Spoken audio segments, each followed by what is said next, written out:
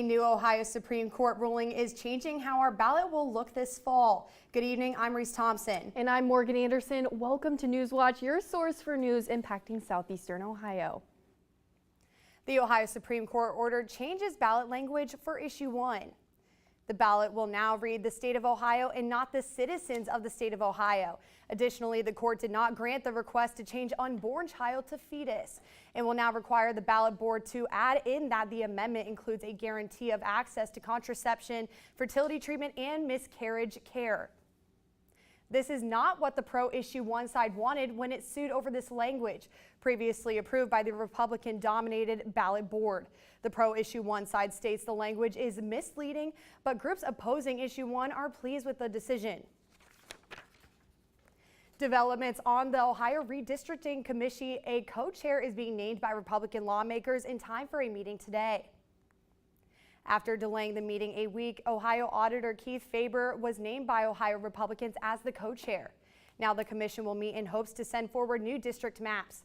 The minority Democrats brought forward 2 district maps to the meeting. GOP Senate spokesman John Fortney says he hasn't seen the Democrats' maps, but there have been constitutional issues with their maps in the past.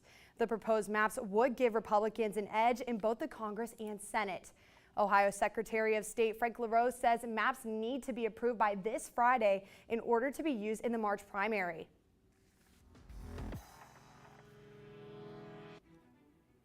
Good evening. I hope everyone's having a good week so far. We have had some beautiful weather going on. Right now in Athens, we're seeing clear conditions, a little bit of a breeze too to help cool you off. It's about 78 right now, and over the past couple of hours, we've seen temperatures yesterday about in the mid-70s, like very similar to today, drop down to feels about our mid-40s as well last night. So it was a pretty chilly night tonight, but over the course of the day today, we saw those temperatures pick up, and right now our recorded high for Athens is about 80 degrees. Up in Lancaster, 78, as well as Zanesville, and in Newark, 79. So a lot of warm weather across the board in Ohio, and we're going to continue to see this trend throughout the rest of the week this week. Now, part of the reason that we're seeing this is due to some high pressure that's been in our area. We've seen high pressure up in Canada that's moved down towards the south. So we had last week we had a lot of cold fronts that were sort of moving through the U.S. and now our last one is off the coast into the Atlantic, and we have some high pressure that's sitting in here, allowing for a lot of warming because it's really pushing a lot of these clouds out of the way. And you may see some clouds start to form up out to the west right now, but we're expecting that to change up a little bit here as these clouds are going to continue to move to the north as this high pressure continues to dominate. And I'll talk about that here a little bit in my full weather segment. As far as tonight goes, we're going to expect partly cloudy skies. We're going to see some of those clouds begin to roll in, but we're not really expecting any rain associated with it. And we're going to have an overnight low of 53. So those clouds are going to act as a layer of insulation for all of that daytime heating that we've been seeing throughout the course of the day today. Be sure to stay tuned for my full forecast. So we're going to look at the weather that you can expect later this week. Thanks, Emily. A program to help halt gun violence by tracking weapons used in crimes is being introduced in a partnership between Ohio Governor Mike DeWine and Columbus Mayor Andrew Ginther. The partnership, named the Central Ohio Crime Gun Intelligence Center, brings together law enforcement and investigators to find the small number of people responsible for gun violence. The concept was initially developed by the Bureau of Alcohol, Tobacco, Firearms, and Explosives and is also in operation in Cincinnati. Columbus Mayor Andrew Ginther says the city is spending $5 million on the partnership. This comes as murders committed with guns in Columbus are up 12% over the last year. The Chillicothe Veterans Affairs Medical Center is partnering with the city of Wellston to bring services closer to those who need them. Starting in October, the Medical Mobile Unit will be stationed at the depot on South Railroad Avenue every Monday. The mobile unit allows the center to deliver their services closer to the communities where veterans live. This will reduce commute time and provide improved access to care. The unit provides care options including enrollment services, primary care, routine labs, and vaccines. Scientists at the University of Dayton Research Institute are trying to find optimal conditions to destroy so-called forever chemicals. Per and polyfluoroalkyl substances are difficult to get rid of. Even if water treatment facilities can filter them out, landfills don't have the technology to destroy the PFAS. University of Dayton's research will test what conditions it takes to eliminate the chemicals. Researchers aim to have answers within a few years, but it could take some time before those solutions can be put to use. A West Virginia National Guard member is facing charges for allegedly sexually abusing 2 minors in Boone County. 49-year-old William Craddock from Madison, West Virginia, was arrested on multiple charges last week. Authorities say Craddock sexually assaulted a minor hundreds of times when the child was between 7 and 12 years old. During the investigation, a second juvenile victim came forward with allegations they were sexually abused by Craddock multiple times between the ages of 4 and 12 years old. A third child told investigators they allegedly witnessed the first child being sexually abused by Craddock. Craddock is being held at a $1 million bail at the Southwestern Jail. Next on Newswatch, free home COVID-19 tests will be available again this fall. Plus, thousands of auto workers are still on strike, causing financial struggles for many. High pressure is here to stay for a while, leaving us with nice conditions. What this means for you and more when Newswatch returns.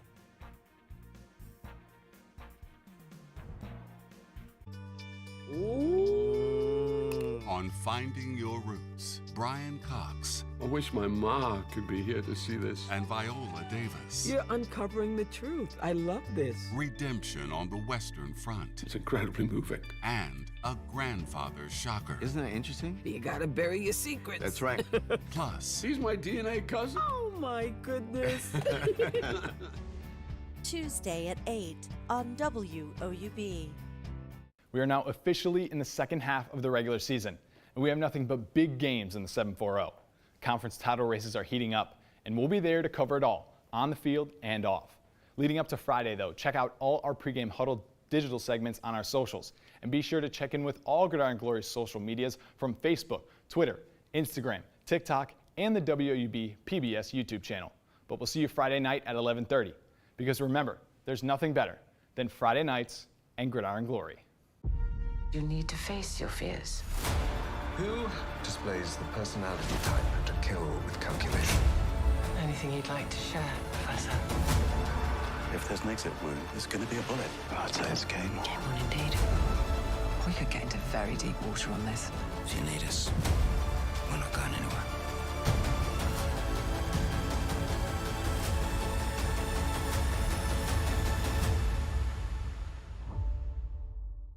Next time on Antiques Roadshow, we're revisiting Derby City to see which values have kept pace in the marketplace. This is by far the best baseball I've ever seen on the roadshow. That's nice. Oh my gosh. You're kidding, right? No, I'm not kidding.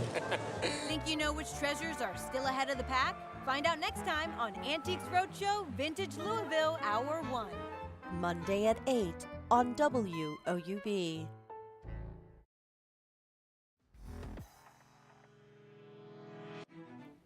The U.S. government is relaunching a free program to provide COVID-19 at-home tests.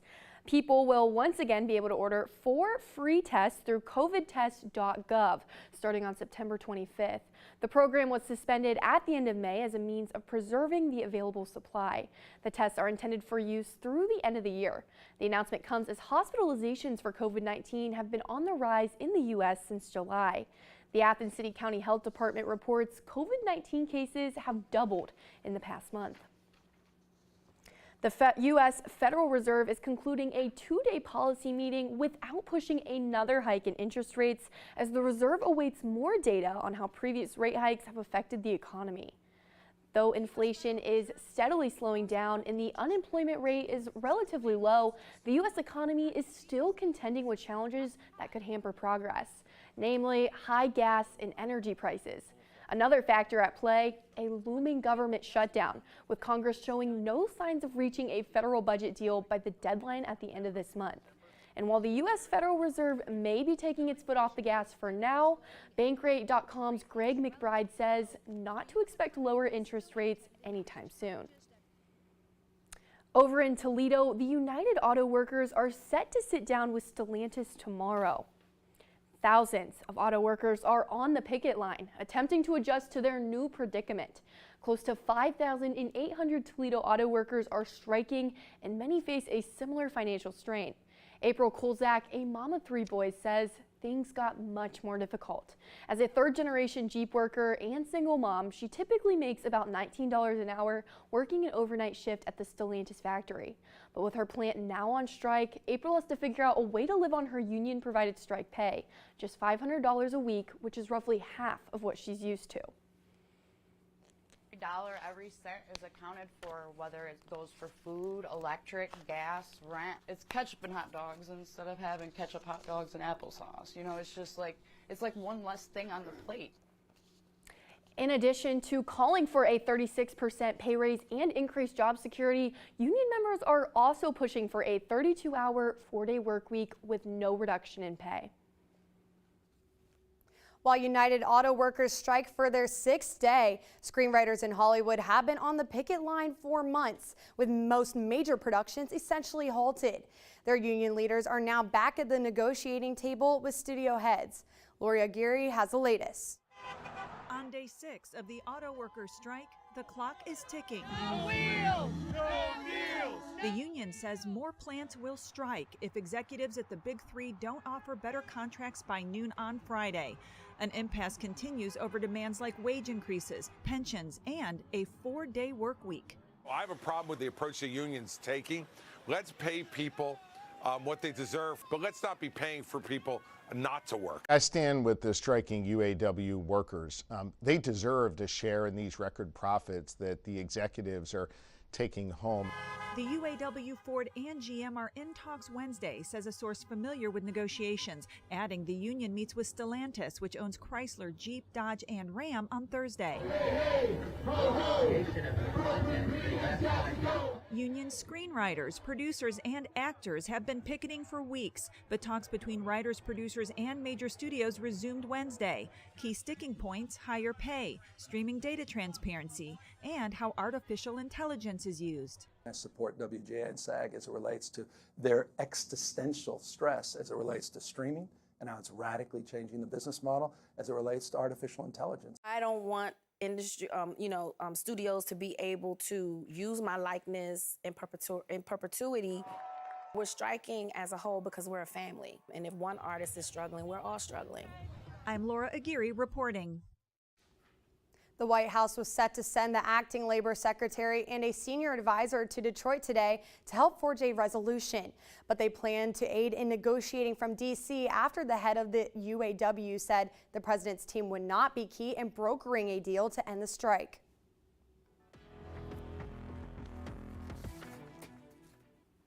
Good evening, happy Wednesday. We are in the middle of a beautiful week this week. We had a little bit of rain on Sunday, but the past couple of days have been absolutely gorgeous, and right now we're still seeing the result of that with some clear skies, and temperatures right now are about 78. We've got a little bit of a breeze cooling you off just a little bit, but overall it's been really, really nice out. We're starting to see a little bit of a rise in temperatures across the U.S. We had a couple cold fronts move through the past week or so that have now pushed over towards the Atlantic, leaving us with clear skies, especially in the Great Lakes Midwest area. That's helping us to really feel a lot of that warmth, and part of that is due to that high pressure that's been sinking in from Canada.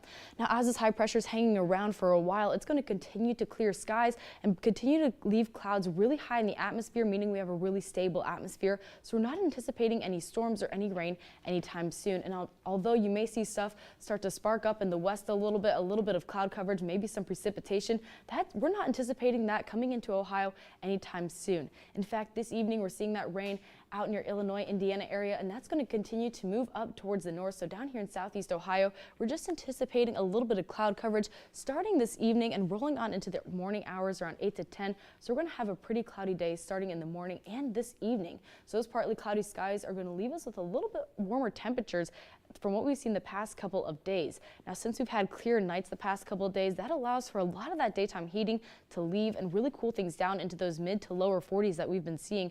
But now, since we have this cloud layer and a layer of insulation, that's going to leave us in these 50-degree temperatures overnight as all that daytime heating really stays with us. Now, tomorrow we're going to see a very similar day to today, a high of about 81 with once again those partly sunny skies. We're going to see some of those clouds roll in the morning hours, in the afternoon, and start to dissipate towards the late afternoon into the early evening hours, but they'll still be around a little bit as the evening rolls by, leaving us with another warmer night from what we've been seeing the past couple of days. Now tomorrow we're still going to have that high pressure. That's still going to help drive a lot of this rain and cloud coverage that we're seeing up towards the north. And what you can't really see on the screen is that this high pressure is creating this sort of loop around the New England area, eastern Ohio as well. And that's really going to stay here for a while as we go. Tomorrow night, that high pressure is still dipping down into the Ohio area, still forcing a lot of this rain to go up towards the north, leaving us with just the edge of that, a little bit of cloud coverage. And as we go into Friday as well, once again, that high pressure is still hanging out here. This rain is still moving up to the north, so we're not anticipating any rainy weather for this weekend. So that'll leave us with a really nice weekend moving forward. And Friday, once again, mostly sunny skies, a high of 80 due to that high pressure, and overnight low still in the 50s. We're going to see about 54 for our overnight low. And Saturday, we're in for a beautiful weekend. We'll see a slight drop in our daytime temperatures, and that's mainly due to having that cloud layer out there, not allowing a lot of that sunshine in, but it'll still keep us warm because a lot of that, as that sunshine that's been staying here, as it radiates off from the ground, is going to be bounced back by those clouds, keeping everything nice and warm for us as we move through the daytime and in the evening time. So Sunday will be pretty similar to Saturday, a little bit warmer as well in the 77-degree range. Overnight still in the 50s, and Monday we'll start to see some clouds rolling as a low pressure system begins to develop out west, potentially producing us with some showers moving on later next week. Thanks, Emily. The U.S. Centers for Disease Control and Prevention says cases of the flu are low in the U.S. as of right now, but flu season is on its way as October approaches. Experts say now is the time to get a flu shot. Last flu season, there were at least 27 million flu cases, 300,000 flu hospitalizations, and 19,000 deaths related to the flu. While the CDC says vaccinations reduce the risk of flu hospitalization by about 50%, but less than half the country got the flu shot last season.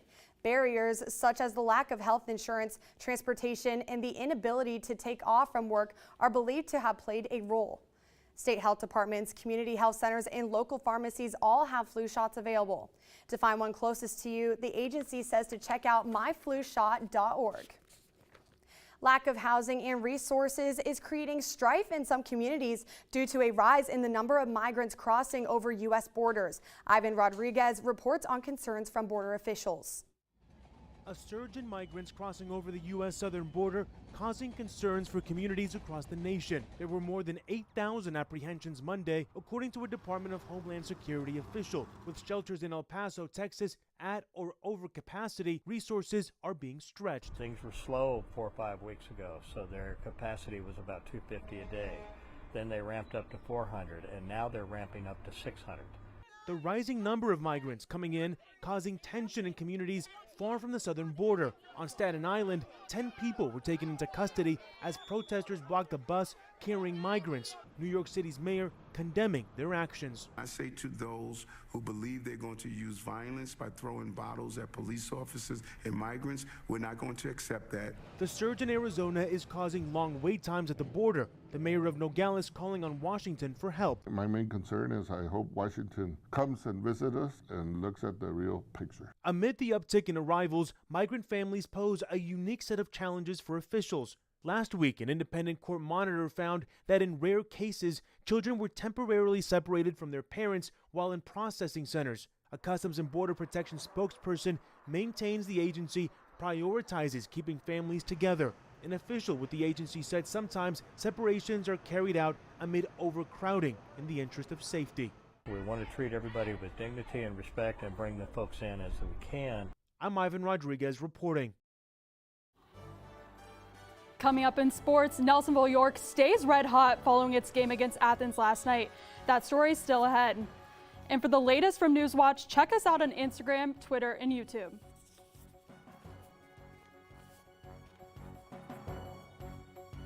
The American identity begins when Benjamin Franklin knit the American colonies together. Franklin is endlessly interesting. Printer, scientist, revolutionary. He is the only founding father who evidently had a sense of humor. His vision is broader than the American Revolution. The things that he spoke of, that he wrote about, had a certain amount of power. He really was an American genius. Thursday at 9 on WOUB. This is the PBS Video app. Install it on your phone, tablet, smart TV, or other streaming device. and use it to access more of the PBS shows you love. But if you're looking for even more shows to binge like this, or early access to shows like this, then look for this icon. That's the PBS Passport icon, and it means that video is part of PBS Passport. Passport is our way of saying thank you to our station members. Donate to your local PBS station today, and one of the member benefits you'll receive is PBS Passport, which offers extended access to a growing library of new and favorite PBS programs. You can support your station and your community by becoming a member today. Visit pbs.org/getpassport for details. Watch PBS Passport anytime on any screen, wherever you stream. It's your ticket to the best of PBS. The Pentagon Papers made Floyd Abrams America's foremost free speech attorney. Floyd was like a legal rock star. It's fun to be in the battle on behalf of the First Amendment. But his controversial First Amendment arguments took the country to a place few saw coming. Citizens United is the most loathed case, and not only by liberals. My views of Floyd have become more complicated. It's not poetry, it's law. Friday at 9 on WOUB.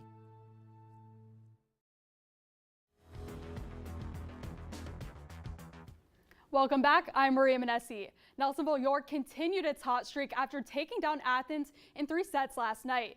It was a close first set with both teams battling back and forth. The Bulldogs led 24-22, but the Buckeyes fought back, going on a 5-1 run, taking set 1 27-25. The Buckeyes carried momentum into the second set when they pulled away for a 25-16 set win. NY used their heavy hitters Chloe Lehman and Kylie Warren to carry into the third. They won on an 11-1 run as the Buckeyes swept the Bulldogs in 3 sets and make it 10 straight wins. Buckeye head coach Wayne Dickens says the team's trust between one another helped in their victory. You know, our girls just are always very confident in their abilities, and we knew coming into this game tonight it was going to be a nice crowd here, two good student sections.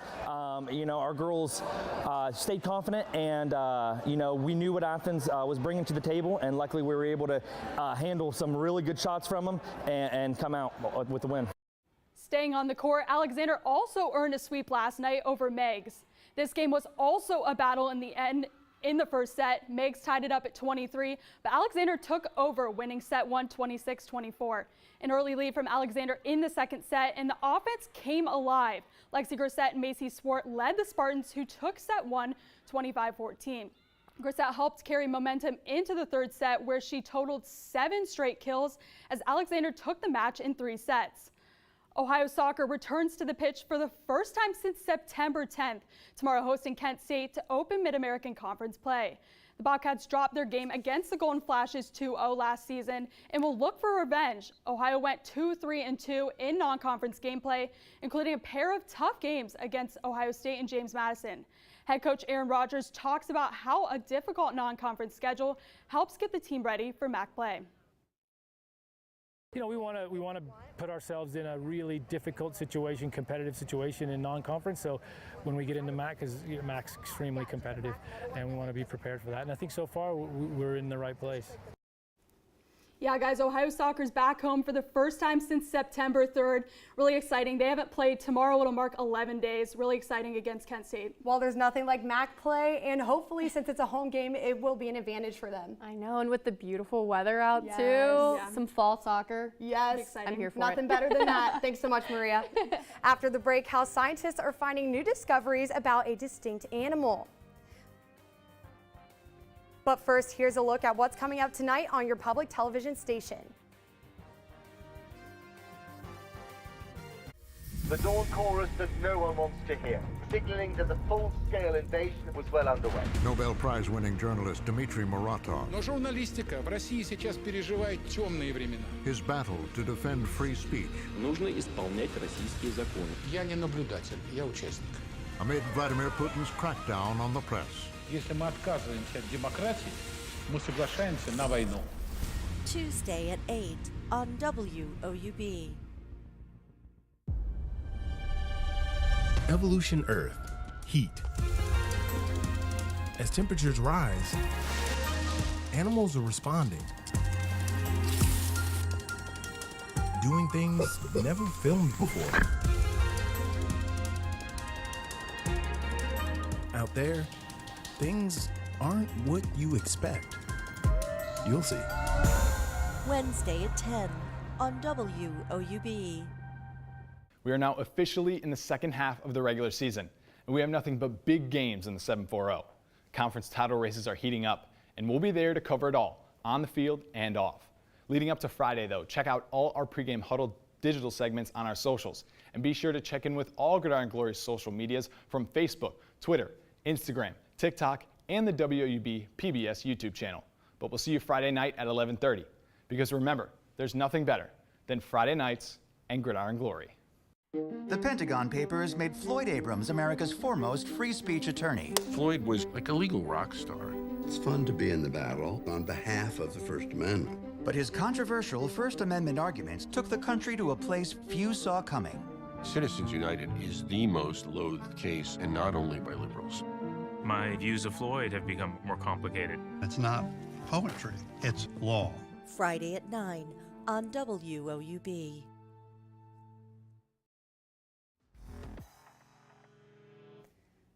Finally tonight, new genetic material from an extinct species is being recovered by scientists.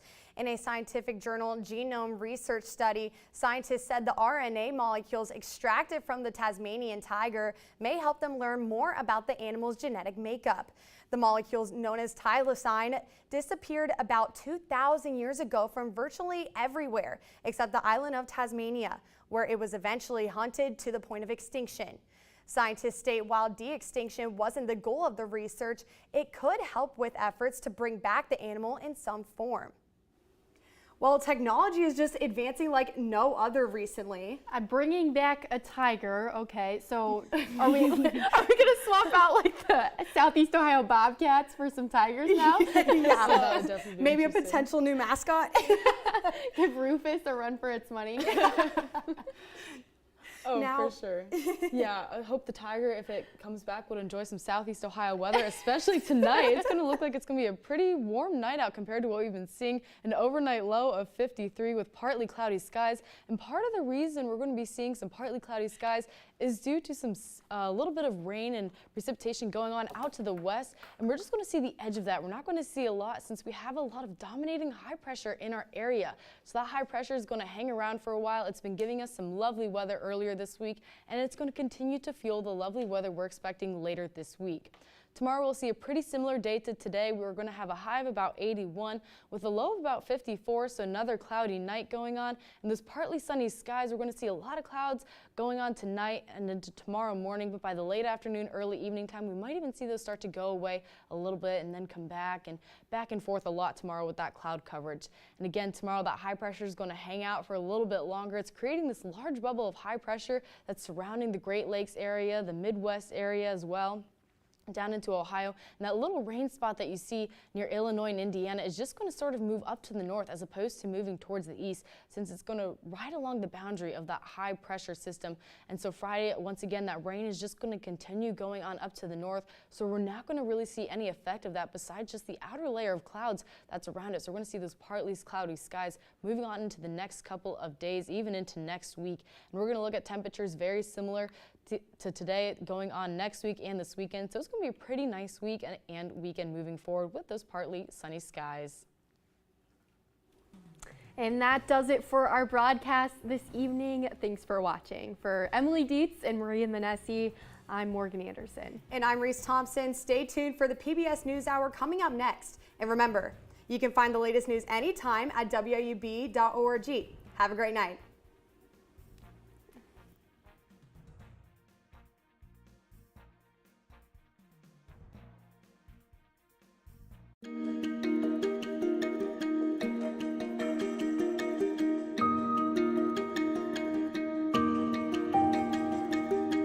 Support comes from Buckeye Hills Regional Council and Broadband Ohio, announcing the Affordable Connectivity Program, providing lower-cost internet for qualifying households.